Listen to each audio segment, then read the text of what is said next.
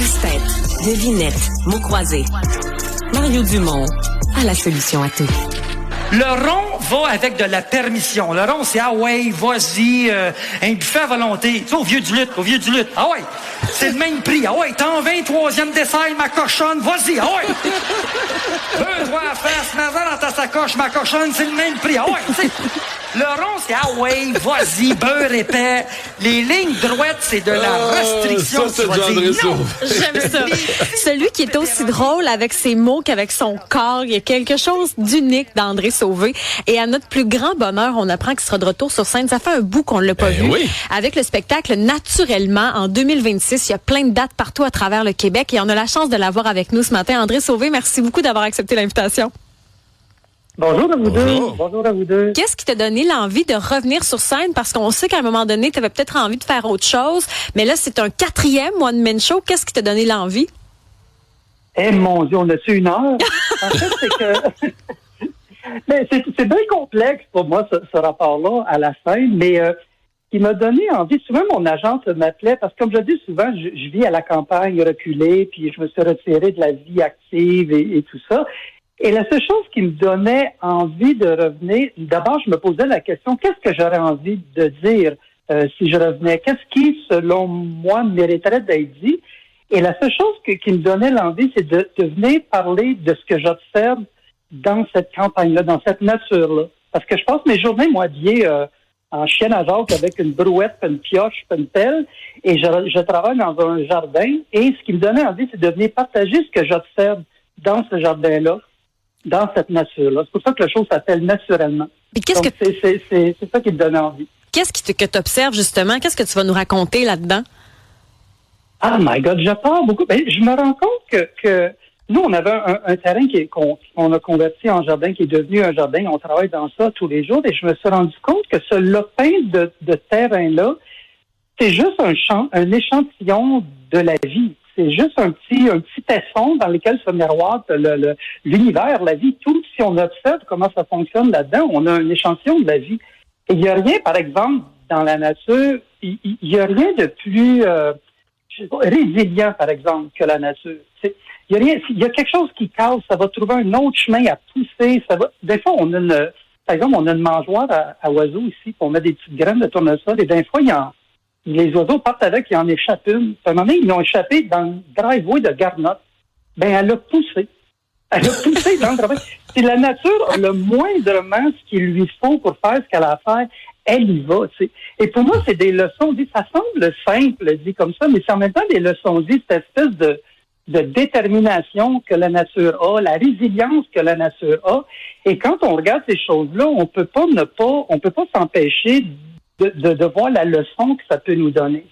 Et le show prend cet angle-là, cette observation-là de ce que je vois dans mon quotidien quand je travaille à voir les choses pousser et l'écho et les leçons que ça me donne. Et je peux vous dire que je me fais pas mal le remettre à ma place par la nature une couple de fois. Parce que là, je comprends que les premières représentations sont dans quelques mois. Est-ce qui est complètement écrit à l'heure où on se parle? Parce que j'ai déjà vu je connais quelques humoristes qui vendent des billets puis il reste des lignes à écrire, là. Ben, en fait, il est là, je dirais, oui, le matériel est là. Puis là, je suis dans l'étape, c'est toutes des étapes, l'écriture. Moi, je suis parti de brouillon à écrire tout croche, des idées. Puis à un moment donné, ça se rassemble, Et là, je suis à l'étape de me lever. J'appelle ça me lever. C'est-à-dire, je quitte le clavier et je suis là dans mon bureau, là, je le vois, je suis devant moi, il y a un petit lutrin avec des feuilles. Et je commence à le dire. Et en le disant, en le mettant dans le corps, ça continue de l'écrire. Des fois, on voit retrouver cette fluidité-là. Fait que je suis à cette étape-là de me lever, retourner m'asseoir. Me lever, retourner m'asseoir, de la façon que le corps, le livre, dicte les prochaines lignes. Mais je dirais qu'il est là. Là, je suis à l'étape de limer les coins rough, peut-être enlever des choses, rajouter des choses, mais le matériel est là, ouais. Quand je regarde la tournée, les dates sont très rapprochées. Le 27-28 février à Sherbrooke, le 4 mars à Laval, le 6 mars à Saint-Hyacinthe, le 8 mars à Sainte-Thérèse et ainsi de suite. C'est presque à tous les jours ou aux 2 jours. Ça fait un rythme assez différent du rythme de la campagne. Est-ce que ça vient avec une genre de fébrilité?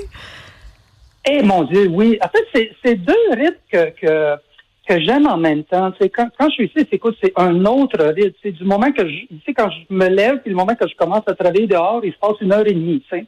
Et c'est pas la même chose quand on est dans la vie active. Mais j'aime les deux. Mais en même temps, je voulais pas refaire une tournée comme j'ai fait les autres fois de 3 ans avec des centaines de shows, tout ça, parce que c'est très épuisant en même temps. Et autant la scène, c'était particulier. On me demandait tantôt ce qui m'a donné le goût. C'est toujours un lien ambigu pour moi. C'est très, ça donne beaucoup et ça use beaucoup aussi la scène. Et je voulais garder le côté le fun de la scène, parce que cache pas, quand ça fait 3 ans, là, puis t'en as fait 300, c'est exigeant, mais je voulais garder le côté le fun. C'est pour ça que j'en fais moins. Condensé, mais moins. Tu avais sorti le livre en 2023, Monologues et détours imprévisibles, où on pouvait lire tes monologues des tout débuts là, jusqu'à temps que tu publies le livre en question. Est-ce qu'à un moment donné, c'était l'épuisement aussi de la scène, puis même l'envie de ne plus faire d'humour qui t'habitait? Ben, en fait, les deux. Le livre, c'est qu'on me demandait souvent par Facebook, tout ça, les gens, est-ce que vous avez les textes? Je disais toujours non. Puis à un moment donné, j'ai eu l'idée de les mettre, mais à chaque texte, j'ai rajouté dans ce livre-là il y a toujours un préambule du texte. J'ai écrit un autre texte à chacun des monologues qui dit d'où l'idée vient. Donc ça un peu répondre à une demande que les gens voulaient, parce que moi, dans un show, ça va vite. Et puis, les gens voulaient le lire. Ils disaient, j'aimerais ça le prendre le temps de lire. Donc ça répondait à une demande. Mais c'était pas nécessairement pour ne plus faire de scène. C'est pas un palliatif à ça. Ça répond à cette demande-là. Et en même temps, les textes qui sont écrits avant chacun des monologues sont écrits pour être lus. C'est très différent l'écriture de écrire pour parler et être lu. Et je voulais en même temps toucher à cette chose-là, écrire pour être lu. C'est un autre type d'écriture et j'ai aimé l'exercice. Ouais. En même temps, c'était pas pour éviter la scène, mais c'est vrai que je pensais ne plus revenir. Je pensais que j'avais fait le tour, puis bon, ben là, la pulsion est venue, et voilà, puis et je reviens. Moi, mon inquiétude dans tout ça, là, c'est que dans tes tournées qui vont survenir plus tard dans le printemps, les mauvaises herbes vont prendre le dessus dans ton jardin. Il y aura personne. Mais c'est vrai. Moi, je m'offre pour aller aider à sarcler une corvée, mais j'ai peur que les mauvaises herbes vont prendre le dessus, là. Mais tu as tout à fait raison, parce que des fois, quand je suis à distance, mon copain vient des bouts, mais lui, il reste ici. Et des fois, je lui demande de me faire le tour du jardin avec WhatsApp vidéo. Et il me montre chacune, il dit, montre-moi un tel, montre-moi. Et des fois, si les gens nous entendaient, ils penseraient qu'on parle du monde. Mais on parle de plantes. Comment qu'elle va un tel? Oh, elle est malade, elle va pas bien, là. Oh, elle est partie, là, c'est une chire. On parle de plantes, mais c'est vraiment un lien personnel qu'on en a avec ce genre-là. Mais c'est vrai, Mario, ce que tu dis, que quand on part, oui, ça prend pas de temps. En effet, tu pars 2-3 semaines, puis oups, ça monte en friche et il faut être là. Mais c'est vrai. Ben, c'est une corvée qu'il faut aller sarcler. Tu nous appelleras. Hey, bonne chance. Merci beaucoup de nous avoir parlé.